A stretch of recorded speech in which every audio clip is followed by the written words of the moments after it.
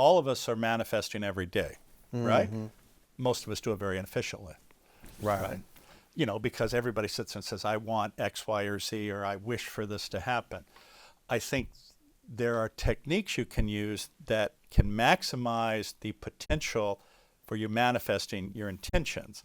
So learning how the brain works and how those techniques work maximize that.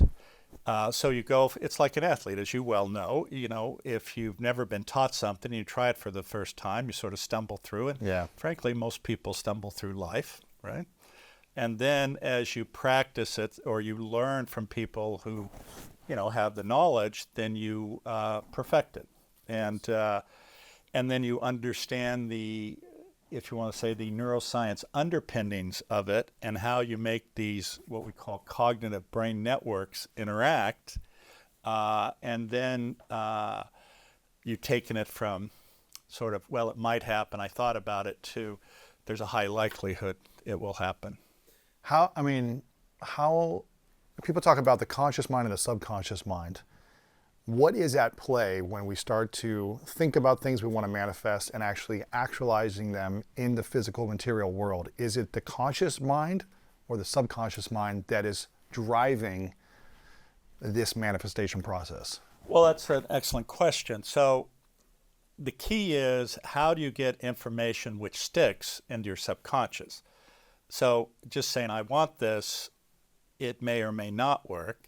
Because again, we're also distracted by all sorts of stuff. You know, as an example, we have about 10 million bits of information coming in through our sensory organs every second. 10 million? Million, yes. Wow. And we're only able to process on a conscious level 50 to 100. Okay, so now most of that goes to maintaining homeostasis or functioning of our body systems on an unconscious level. But we have actually access to our subconscious level, and you can learn that through different techniques and then utilize those to maximize the input. And so when I say you have 50 to 100 bits, you can use part of that to consciously embed your intention if you know how to do that. Interesting. Wow. Okay. And as a brain surgeon and a neuroscientist yourself, what did you learn through working on physical brains, the matter, as well as neuroscience in terms of, I guess, creating this for your life, a more harmonious, abundant life, studying both the brain and the mind? Well, in some ways, I mean, being a neurosurgeon's a physical task, and it's not as if there are little signs on the brain that tell you where everything is. Now, certainly we know from anatomy generally where things are, but you have to remember, I mean, there's a subset of people who, you know, we talk about our speech center being on the left side, but there's a subset of people that's on the right side. Really? Yes. How do you know that? You don't, unless there's something that interferes with it, or you specifically test for it. So in general, the anatomy is pretty consistent. But, you know, it's like looking at somebody, you know, you're tall, there's a short person, and that's the way the brain works. Not everyone is wired the same way or has everything in the exact spot. And in fact, as an example, let's say you play the violin, the homunculus, which is both the sensory and motor area that has different representations of body parts. If you're a violinist, the area associated with your hand or hands get dramatically increased in size compared to other parts of your brain. Interesting. And in fact, the same is true with certain types of meditation practices, right? So you can have a profound effect on your brain, physical brain, and certainly you have power over your mind. And in some ways, that's what we're talking about is, and this goes back, you mentioned the law of attraction, you know, all is in the mind. And I think, in fact, some of the things you talk about, you understand that when you are disciplined and can get access, you can make things happen. Yes. And whether it's a physical challenge or a mental challenge, but you have to understand how to get access. So how do we get access? I'm not going to tell you until you buy the book. Exactly. Well, one of the things you talk about in the book is this phenomenon of vibration.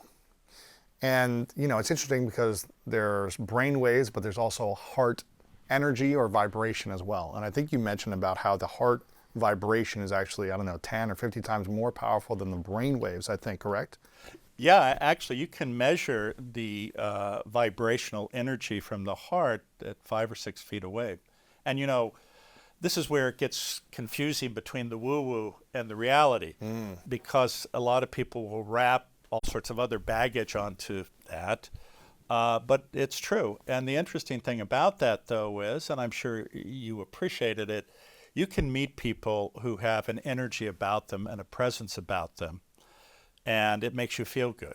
Yeah. And typically these are people who are non-judgmental, accepting, open, and respect who you are as a person. They don't look down at you.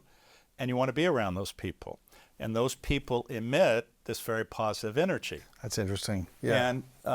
And so it's interesting also because, as an example, if you have a group of women who live together, over a period of months, their menstrual cycles will match. Really? Yes. Why is that? Well, it's the nature of this vibrational energy, and I talk about it in the book.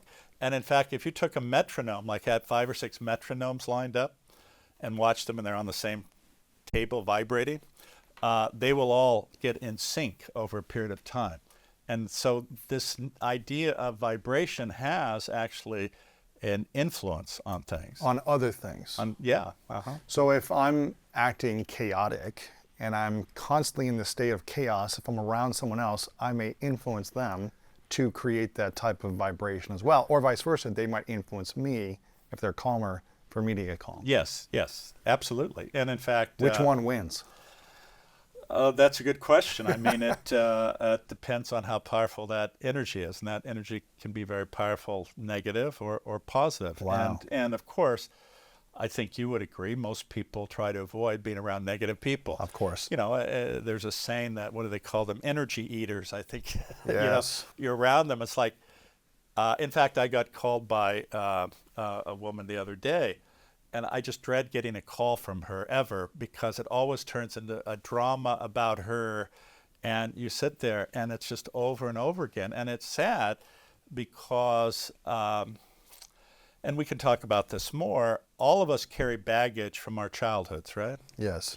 And until you are aware that the baggage you carry has an influence on every decision you make, every relationship you have, you can't change. As an example, I'm sure you've seen situations where individuals repeatedly pick an abusive partner. Yes. Over and over again. And I don't understand why this happens to me. Because you have created that energy that allows that to happen. And I'm not blaming, I'm just saying that this is truth. So if you never understood, as an example, that while when I was a kid I had an abusive father, and he would be mean to me or hurt me, the problem is, that becomes familiar to you, and even though it's painful and hurts you, it is something that's associated with a love figure. Interesting. And it's really very sad, actually. I mean, a lot of our programming and conditioning sounds like it is wired in us at a very young age. And we have been conditioned by 7, 8, 9, 10 to have a set of beliefs, way of thinking, and a way of feeling around our environment and relationships. And then we live with it for 10, 20, 30 years until we start to become aware of it, hopefully sooner, but we kind of repeat these patterns until there's a breakdown or there's a sadness or a breakup or something that gets us to wake up. How hard is it to change our belief systems that have been wired in us for decades? Well, it's very hard. I mean, you see it every day. You see people who become addicted to alcohol and drugs. Mm-hmm. And, it's not because they want to live that life. It's because they're in such pain from the baggage they carry and they have no way out. That's the coping mechanism. Yes. The relief. Yes. And so it's very sad. And as you pointed out, until there is a profound, painful event that gets their attention, many of them won't change.